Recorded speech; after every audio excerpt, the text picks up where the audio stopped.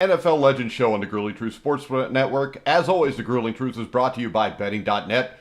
Betting.net is your best bet for finding the online casino or sportsbook that's right for you. Make sure you check them out. I'm your host for the Legends Show, Mike Goodpaster. Right now, we're going to have on a man who is one of the greatest linebackers in NFL history. He was on the all-decade team for the 1990s with the Pittsburgh Steelers. Help me welcome to the show, Levon Kirkland. How you doing, Levon? I'm doing well. How about yourself, sir? I am great. I'm still trying to figure out how guys can be all decade for an entire decade and not be in the NFL Hall of Fame. Oh, I don't really know. That's a mystery to probably a lot of people that you're all decade in whatever decade that is, and you're not in the Hall of Fame. But it's not. It's something that I really don't worry about because I can't control. So I feel like if I can't control it, I can't worry about it. I have to just move on. So that's what I do. I move on. Yeah, and if you look at guys like Robert Brazil, who should have been a first ballot Hall of Famer, it took him 30 years to get in. Yeah, it really kind of all depends. It all depends on how they look at you. How the voters address you.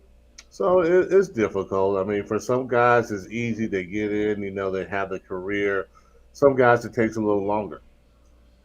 Yeah, and the interesting thing about your story is how you started out. You didn't come from a big football factory school. From what I read, you played at South Carolina's lowest level, Class A, in a Yeah. town of less than 1,000 people, which makes what you did even that much more remarkable. Yeah, it was a town that, just a small town and very humble people, not a lot going on.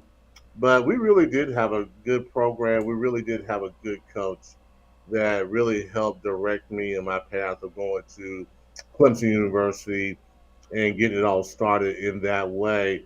I was just a kid who was determined to get out of my small town and do what I love doing, and that was playing football. So I made up in my mind that that was what I was going to do. And I got encouraged along the way. But yeah, it was from the outside looking in, you probably would have never guessed it. But it's so funny now that we've had like at least five guys that played in the NFL from my small town. That's less than 1,000 people, and we're going to have another guy go in this year, Kobe Durant, that plays at South Carolina State. He will probably have an opportunity to play in the NFL. So it's six guys from this 1A school. Kind of remarkable. Yeah, that's amazing. That doesn't happen too many because a lot of times small school guys, coaches look at them and think, well, they're not playing the best competition, so we really don't know if they're that good or not. Yeah, a lot of times they do think that way, but I really believe that in a lot of ways, those guys have more of a ceiling, because if they don't have the great program, they don't have the great strength and conditioning, you may look at them as a two-star, but you got to really look at the athlete and how you think he can develop. And for me at Clemson, that was the case. They saw me as a really good athlete, an athlete that can gain weight, get stronger, understand the game a little bit better, and you may have something. So, I was really just very raw coming out of high school. And I really, when I got to Clemson, I really flourished athletically. But then the next step was to really understand the game of football. And that's where Gene Chizik came in. And he really helped me understand what we were doing on defense. And it just kind of took off from there. Yeah, and when you get to Clemson, how big of an adjustment is it to go to Clemson, which is one of the top programs in the country in the 80s? It won a national championship in 1982 under Danny Ford. All of a sudden, you're playing there. Was it kind of a culture shock to go from a small town to a big college? It was a sort of a culture shock. But Clemson had the environment that I really liked. It wasn't too big. It wasn't in the midst of a city, so it was all campus. So that was really great for me. Great football program that I was willing to learn. I was willing to grow. It didn't really, it didn't hurt my feelings that I got redshirted or anything like that. So it was a little bit of an adjustment. It really was, but you grow into things, and I grew into it. And this is what I knew. I knew that uh, I might have been looked at as an underdog, But in my family, we were not. We didn't treat ourselves as underdogs. We knew if we got the work done, Hey, we at would. least it's the Rocky music. You can tell I'm old. That's what I Yeah, always tell so, everybody. mhm. Anytime you see somebody over the age of 50 working out at the gym, they're probably listening to the Rocky soundtrack. It's some kind of montage from Rocky. No Yeah, question. you got, I mean, the Rocky music was great for lifting weights, Levon. Oh, it's still great for lifting weights. I used to do it all the time, and especially when I was doing the boxing training, that was Rocky was the thing I listened to, so I understand. But no, I going back to your question, it was an adjustment, but I didn't feel like I was like an underdog or anything like that. I felt like God gave me the ability to play football, and it didn't matter where I came from. If I can play the game, I can play the game, and that's kind of my mindset. I just had a really good mindset at that point in time. Yeah, and the best story I remember reading about you getting ready for this was when you're at Clemson and you're first or second, and you're wanting Danny Ford to recognize you. You made three great plays in a row, and Right? you're waiting for him to say your name, and he called you Laverne. Yes. Yeah. And I my brother is named Laverne, and my father's named Laverne. So yeah, it was a for me it was a big deal for Danny Ford to even recognize me. And I remember, we were doing like kind of like a not an Oklahoma drill, but it's like 3-on-3 defense versus the offense, and you got to kind of stop them from gaining yards or gaining a touchdown. And it was outside backers versus the tight ends. And I'm going against this tight end who's a sophomore. Well, he's a sophomore. I'm a redshirt freshman. And the first play I hit him, get him off me, make the tackle. And the same thing the next two plays. And Danny Ford used to kind of highlight what practice was like, or he would highlight players that are doing well. And so it comes my turn, man, and he's like, if you ever want to see anybody do 3-on-3, look at this Levon Kirkland. And the coaching staff and everybody just started laughing. But not that only. I was like, well, coach, my name's Levon. He's like, I know your damn name, which he didn't know my name. But I was like, hey, if you want to call me Laverne, you can call me Laverne. But it was a glorious day for me because Danny Ford recognized who I was. And again, I wasn't a very highly recruited player. Yeah, and when you were at Clemson, you guys had some great guys that played defensive tackle. A Right. lot of guys drafted. John Johnson, who I think was a third round pick by the 49ers in 91. Chester Hmm. McLaughlin, who was a first round pick by the Raiders in 92. Ed McDaniel, Wayne Simmons, Ashley Shepard, which were all guys that were drafted. So that was a loaded defensive line room the entire time you were there. Yeah, it was. We really had a great defense at one point in time in the 19, I think it was 1990. We were the number one defense in the country. So, and then we had guys like Vance Hammond, who got drafted, I think, with the St. Louis Cardinals at the time. We had guys like Dexter Davis, who also got drafted, Jerome Henderson, who got drafted in the back end of it. So we were really stacked as far as defense is concerned, and it was tough making plays on that defense. It was, I mean, because everybody was making plays, so you almost had to fight to get tackles. So it was a it was a great experience because you're playing with guys who are really good as well, and the competition, especially at the outside linebacker room, which I was in, you had to really push your game because Wayne Simmons went first round to the Green Bay Packers, and he played behind me. A guy who was behind me was a first rounder. So that room was stacked, and so you had to really, at that time, you had to stand up to competition. Yeah, 1992, you're drafted in the second round by the Pittsburgh Steelers. If you're a linebacker, I mean, consider your age, you saw guys like Jack Ham, Jack Right. Lambert. It Mhm. had to be exciting to be a Pittsburgh Steeler.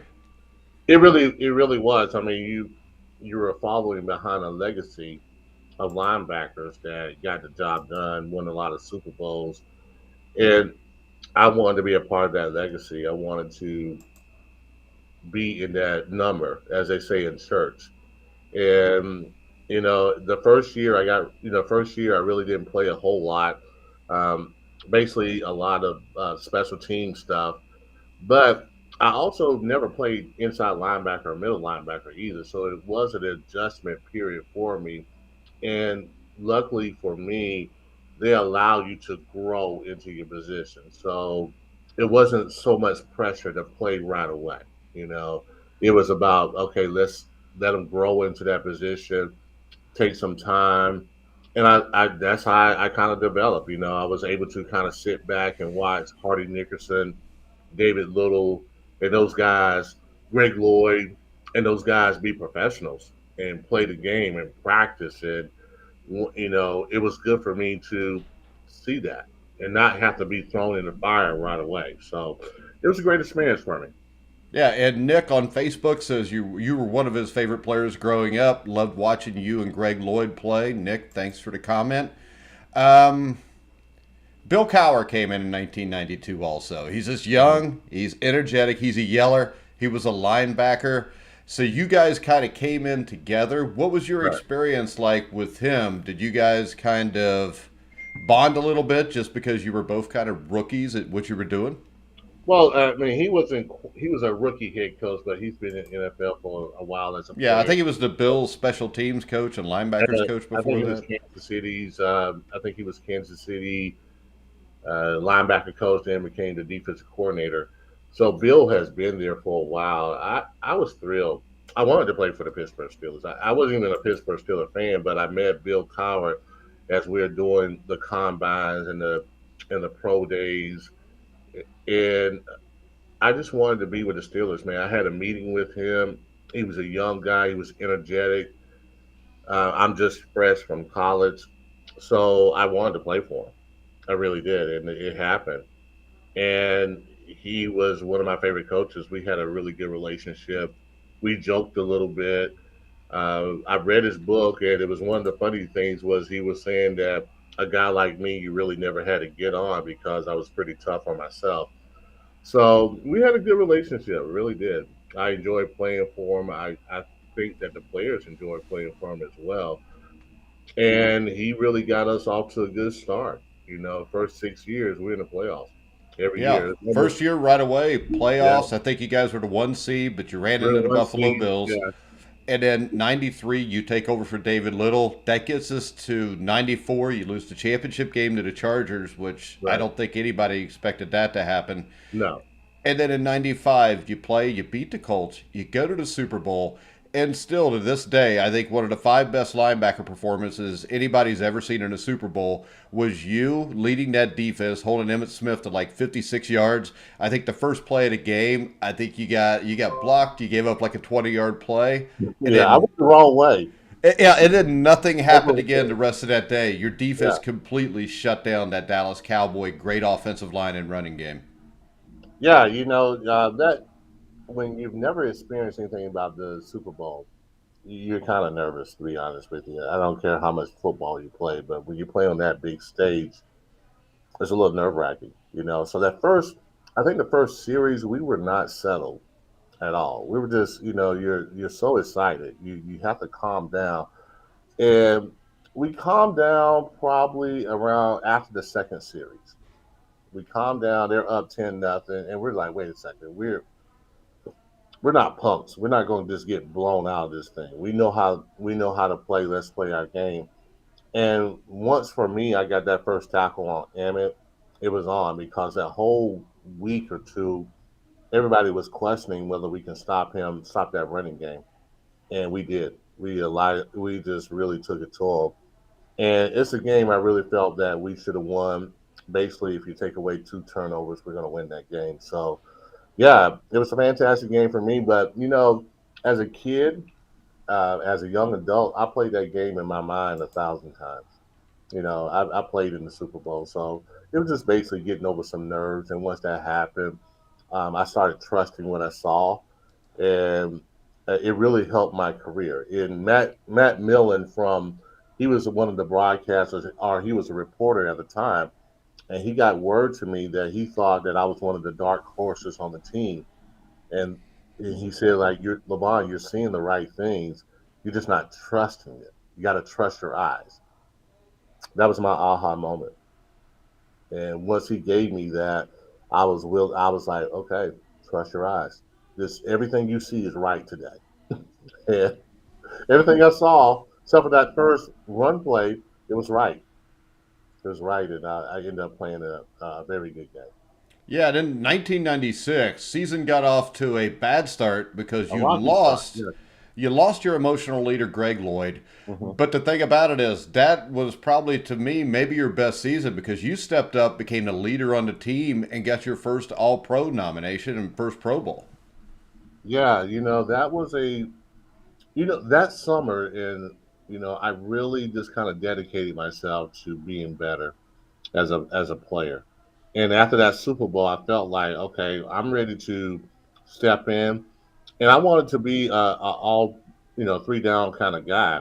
But Greg was ahead of me as far as that was concerned. I felt like I could cover, and I felt like I would be really good in the third down package. But just Greg was there, just really never got a chance to do that. So I was really good in my role that I was doing. And when Greg gets hurt, I'm in there, and I'm like, okay, he's going to be out for the year. It's time for me to take over as a leader. And I learned this from Damani Dawson, man. That leading is action. It's not talking. It's about action. Players are not going to follow you if you do all the rah rah stuff, but you don't produce. So I wasn't a very vocal leader, but because of my position, because I called the signals, it's pretty much a leadership position. And I just went out there and played. I just let it loose. I was just really confident in what I could do. And, I started getting some interceptions, and people are just like, wow. This Yeah, I think 96 you had 4 interceptions, I which had is a four lot for an interceptions. inside Yeah. linebacker. Yeah. Really, I mean, if you count the playoffs, I had five interceptions that year. So, and probably could have had maybe six. I probably could have had six. I probably should have had 6 or 7. But yeah, that was the thing that people started noticing. A guy of my stature being able to go back there and make plays. Not just to drop into a spot, but actually to catch the ball, make plays. So I think once I saw, when I started doing that, people saw me at another level because people always thought I could cover the run and do a very good job against the run, bring heat on the quarterback. But honestly, one of my favorite things to do was to be a cover guy. I like covering. I love 7-on-7. I really did. So that was my chance to showcase that I can cover and I can cover well. Yeah, and in 1997, you followed that up with another. I think it was your career high, 126 tackles. The Hmm. Broncos beat you guys in the playoffs with John Elway. That had to be rough. But then, 98 through 2000, the Steelers struggled on offense. Defense was still good, but failed to make the playoffs those years, which is very rare for the Steelers to miss the playoffs that many times in a row. And then we get to 2001, which was a weird season. The Steelers waived you, and that was the year guys like John Randall, Troy Aikman, Jerry Rice, yourself were all waived because of salary cap issues, and Right. you end up having to go to Seattle. What kind of a shock was that for you? Did you see it coming that they were going to let you go? No, I really didn't see it coming because the year before I had a really good season. I was hurt at first, still played through it, but I ended up probably having a great season. I was in really good shape that year, and although we didn't get to the playoffs, man, you know, you could tell that we were getting better.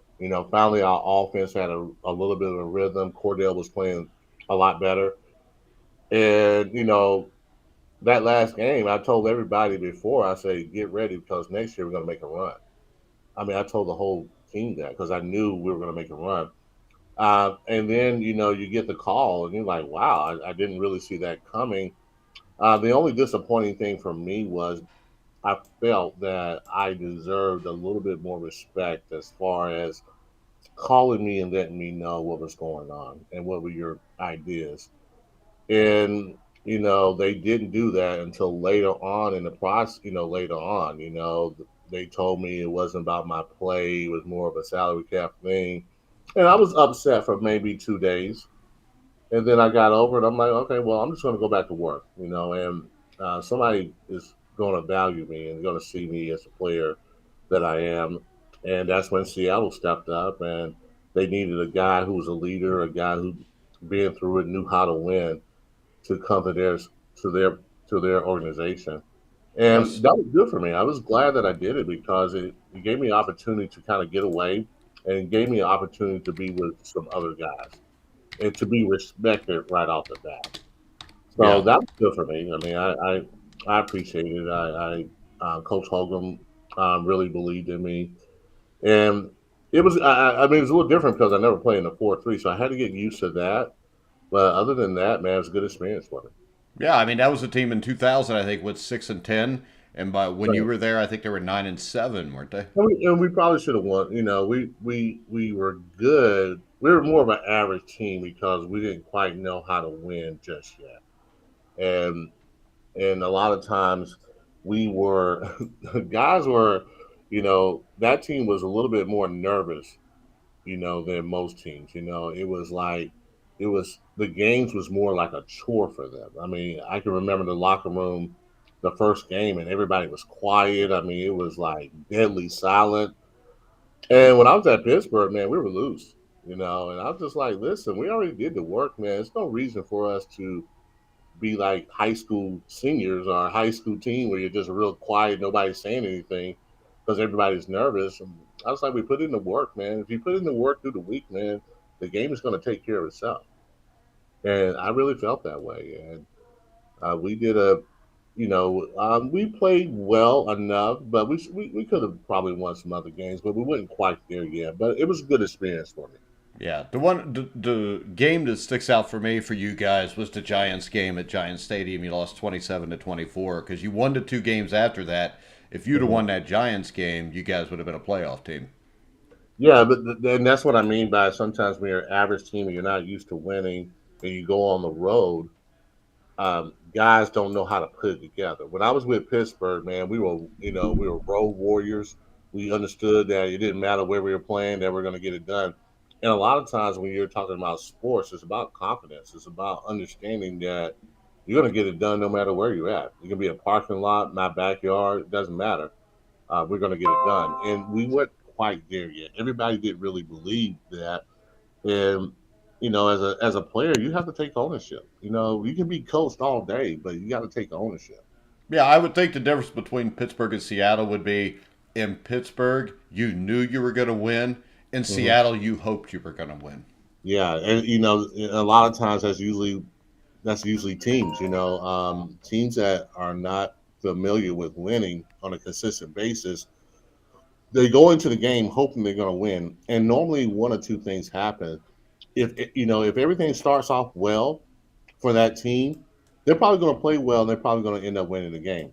But if it starts off bad, are you going, or if it's a battle, if it's a struggle, you feel like, well, here we go again. Here we go again. We're in this situation. We can't get it done.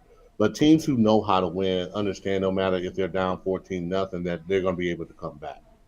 Yeah. And we weren't quite there with Seattle, but it was a good team. We had some good players now, really did. I mean, it made me realize that every team in the NFL got good players. Wasn't John Randall on that defensive line? John Randall was on that team. Chad Easton was on that team. Chad Brown? We had Chad Brown. We had Anthony Simmons, who was really probably one of the best linebackers. I mean, he was a linebacker that had everything. He could do it all. We had Willie Williams. We had Sean Springs. We had some guys. We really did. And our defense wasn't bad at all. Matt Hasselback was on that team. Sean Alexander. Ricky Waters got hurt, but Ricky was on that team. We had some really good young receivers. We wasn't quite there. That was it. I think if Trent Dilfer would have played probably more, we probably would have went to the playoffs. Yeah. Dilfer is an underrated quarterback. He gets a lot He of really is. crap, but He's a great leader, and guys do follow him. Guys do like him. So all right, so we've got Steve Ramsey. This is a guy here that had just got surgery done hmm this morning on his wow. rotator cuff, and he's already sending messages here. Steve's a Bengals fan, though. Well, I'm sure the Bengals are pretty happy about what happened this year. Actually, I'm a Bengals fan. It's the third time I've seen that happen. I know. I didn't know if you remembered from 6 or 7 years ago when I interviewed you or not. You gave me a lot of crap back then. I did. Is there some crap you want to give back to me now? No, I'm good. We still haven't won a Super Bowl, and you guys have won what, 5 or 6 or something. So we won 6. You know how many. You know how many Super Bowls we won. No, I really didn't, because you all finally got the one for the thumb though, so that was good. That took like 30 years. Finally, yeah. We could have had 7 or maybe even 8. We lost 2 of them as well. We could have had 3, but that damn Joe Montana on those first 2. Stephen Jennings, I still remember that kickoff return and 92 yards. And like, oh man, the Bengals are going to win this one. And Joe Montana just drove it down. I remember being excited like that too. Jim Breach kicks the field goal. The Bengals go up 16-13. I'm all excited. My dad looked at me and said, "There's 3 minutes left, and they got Joe Montana, son. We're gonna lose." Thanks, Dad, for being so optimistic. But he was right. So it had always happened with Joe Montana. He was right, but if you think about it, the quarterback is, that's the trigger guy. That's the guy that gets the ball 100% of the time on your offense. And if you got a good one, man, you got a chance. And that's what you guys got now. You got Joe Burrow, and your receivers are really good. I told everybody before T. Higgins got drafted, I'm like, T. Higgins is going to be a steal for anybody who gets him. He's a first-round talent that may go in the second round, but whoever gets this guy, he's going to be a steal. And he's really underrated because Jamar Chase is basically a home run hitter. Very underrated receiver. But I tell you what, anything that's within his range, he's going to catch it. Yeah. He's going to catch it. So do you still watch the NFL a lot? I watch the red zone. I don't really sit and watch one game. I watch the red zone too. I mean, that's the best part. You get to see everything that matters. I think the red zone is the best thing that ever happened. I wish they would do it for college, but yeah, I will watch the red zone more so this year. I really got into watching the red zone, and I don't really normally, unless it's a late game or a Monday night game, I don't just watch one game on Sunday. I love watching the highlights, and you get to keep in touch. And you get to see other players. But you don't have to watch all the damn commercials either. You don't have to watch all the commercials, and you don't have to watch, every boring play that happens in an NFL game. All right. Steve says that he loves us, and he loves the Grueling Truth. So, all right. I'm sure he loves you, Mike. Hey, this is the thing. For some reason, I'm a huge Bengal fan, and outside of the Bengals, probably the most players I've ever interviewed for teams were Steelers. And the sad thing, Levon, is every time I do, I come away liking them, which really bothers me. Well, you know what you're realizing? You got a perspective that most fans don't have, where you get to meet other players and you get to talk to them, and you realize that those guys are actually human beings. Yeah. And, they're not the hated enemy. We're all out there just trying to get a job done, doing something that we love doing. But I can understand from a fan perspective, you don't like that guy. You may respect him as a player, but you don't really like him. But you get a chance to talk to guys like us, and you're probably surprised that we're human beings. Well, see, the thing I realized a long time ago was this: I hate the Pittsburgh Steelers because we couldn't beat the Pittsburgh Steelers. Mm-hmm. Nobody hates the Detroit Lions, right? Nobody hated the Cincinnati Bengals. They will now, probably, especially if they're successful next year, because everybody's darling that wins, everybody always turns out to hate. It was like the Duke Blue Devils in the mid-'80s. Everybody cheered for Duke because they'd never won a championship. Yeah. And then once you get into the early 2000s, everybody hates Duke because they can't beat them. Well, Clemson kind of felt that way, too. Everybody kind of, okay, Clemson. We play against Alabama. We barely beat those guys. Well, we barely lose to those guys, and then we win. And then we win another one, and now people are like, I hate Clemson. Dabble is too much of a cheerleader. I mean, you hear all the stories. Well, everybody likes the underdog. Yeah, everybody likes an underdog, and then when they become on top of their game, everybody doesn't like them. Yeah. Until they get to the end, and it's their last game, like Krzyzewski, now everybody's going to cheer for him. Right. Emerson Martin says, Levon, how you doing? My teammate, 95-99. That's right. What's up, Emerson? What's going on? See, Yeah. little bit everybody listens here. But, all right, so we're going to go ahead and wrap it up. But go ahead and tell us, what are you doing today? Well, I am with the South Carolina Football Hall of Fame, and our motto is educate, empower, and encourage our student athletes. In South Carolina, as far as college and career readiness, we rank in the bottom 10. And we feel like this is an issue, not only for our students, but also for the community and for the state.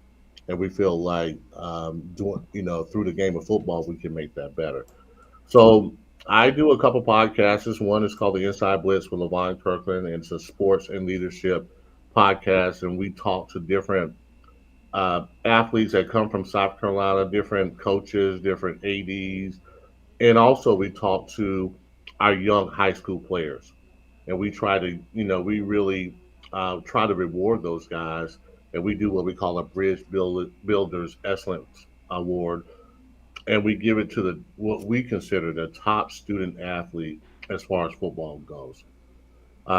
Also, I'm going back to school with trying to get my master's degree in psychology. I am attempting to write a book that the first book is almost finished, so that's pretty exciting. So it basically talks about me coming up from a small town, from 11 years old, believing that I could play in the NFL, to me going to Clemson, and then the next two series is going to be my years at Clemson, and then hopefully we end up with my years with in the NFL. All right, real quick, where can people find your podcast? Let's see, we're on Apple. We're on YouTube. We're on Spotify. So we're all over the place. But the one that I do with is called Clemson Football with Levon Kirkland. We're on the Believe Network, BLEAV, and that's a lot of fun. That's a lot of fun. Okay, I know that network. Actually, I was a guest on a couple of those shows for I think So college football. I'm doing a great deal, man. Also trying to plan a summit for student athletes, that really middle school student athletes, and we're going to try to teach them some life skills. We do so many football camps, and we teach them to run, hoops, but we do enough as far as teaching them life skills. I know football and sports give you life skills, but we want to make sure those guys are aware of it. It's something that we're going to do free for those students, but I think it's going to give them a well-rounded, holistic experience. And hopefully what we're doing is we're making better people. Well, that is the key. A great coach makes better people. He doesn't necessarily make great football players. Right. That's indeed right, sir. All right, Levon, as always, it's been a pleasure to have you on. I can tell you this. I do Survive and Advance with Steve Risley. He was a part of the 1981 Indiana Hoosiers national championship team. And every time I do a Legends show, I have to promise him that whatever guest I have in a Legends show, we'll have on Survive and Advance. So maybe in a couple months, you want to come back on so Steve doesn't get mad at me. He always feels left out. But I tell him, you're a basketball legend. It doesn't fit on a football show. Right. But hey, anytime you want me on, I'm available to you. So.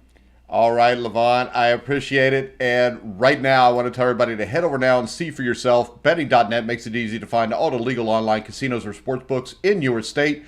Check them out. Click on the Fan Duel link in the bottom of this video to take you there for great deals. But for now, I want to thank everybody for listening in. Our NFL show will be tonight at 8 o'clock Eastern. We got a lot to talk about with all the free agent movements. So make sure you check us out there. Make sure you follow us at Grueling Truth, and you can hear us wherever you find sports podcasts. But for now, for Levon Kirkland, I'm Mike Goodpaster. You've been watching and listening to The Grueling Truth